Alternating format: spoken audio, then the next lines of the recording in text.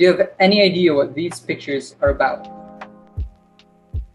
We often see them on our social media. All of this can be linked to political science. So what is political science? Political science studies the systematic study of governance. Governments, public policies, and political conduct are all studied in depth. It contributes to a better understanding of the forms and nature of political action by addressing issues such as democracy, parliaments, politicians, elections, and the government in public life. But where does political science originate? The ancient Greeks invented political science in the 1st century BCE. Plato wrote a number of dialogues on politics during this time period, questioning the nature of justice, what constituted good administration, and what is truly best for humanity. Aristotle, one of his disciples, took a more specific approach, meticulously analyzing and describing different types of governments. Around the beginning of 17th century, people began to apply the scientific revolution's methods to politics. Political science has gained in popularity during the last few decades. Many elected officials use statistics to help them make policy decisions, and political experts help persuade voters at all levels of campaigns.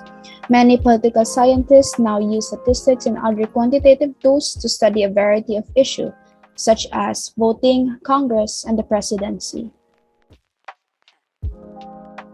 According to Kenneth Godwin and John Walk, political science, the understanding of how societies make choices and an examination of the impact of those choices. Thus, political science doesn't just study how politics work in a country, it also aims to study how politics influence a society on their political preferences, views, and how these impact them. Political science isn't just standalone. Here are the subfields of political science. First, we have government and politics, and as the name implies, it tackles the government and politics of a state. The government is a political system that governs and regulates a country or community. An example is the government and politics in the Philippines. We see various campaigns since our election is fast approaching. Next, we have comparative government and politics. The term comparative politics is of recent origin and came to vogue in the 50s of the present century and is indicative of the expanding horizon of political science. The political scientists bid to study political reality through new techniques and approaches. Comparative politics is comparative analysis, the comparison of two or more processes, documents, datasets, or other subjects. Next, we have the international politics. International politics refers to the relationship between states. International politics involves power and struggle, and the world we live in, and nations securing their interests. Public administration. It is the process of putting government policy into action, or legislative activities.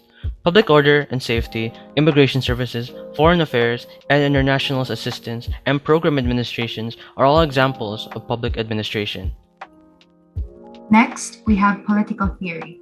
It is the center of the disciplines, since it contains the entire range of ideas about the origins of political communities.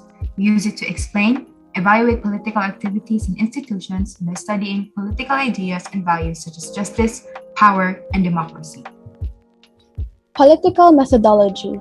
Political methodology deals with the study of the methods to be used in political inquiry.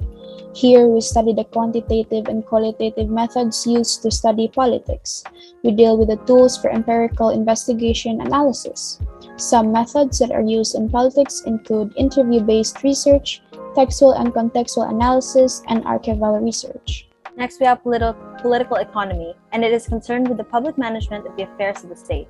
It examines the relationship between politics and the economy, and it studies the production and trade in relation to the law, distribution of wealth, and custom and government.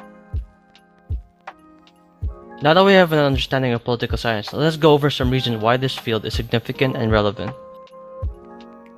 Political science is significant since it elaborates and expands on the ideas of politics, and it's what outlines the fundamental ideas of a government and its people.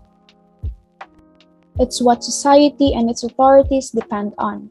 Without it, government would struggle to sustain themselves and people would merely be speculating on the consequences of their laws and systems. Ideologies such as liberalism and conservatism wouldn't be properly established. Political norms would be imbalanced and poorly implemented. Hierarchical power would be a blur, and a state of authority would be questionable. Discord and chaos would definitely ensue without political science. That concludes our video. We hope you learned from us, and thank you for watching.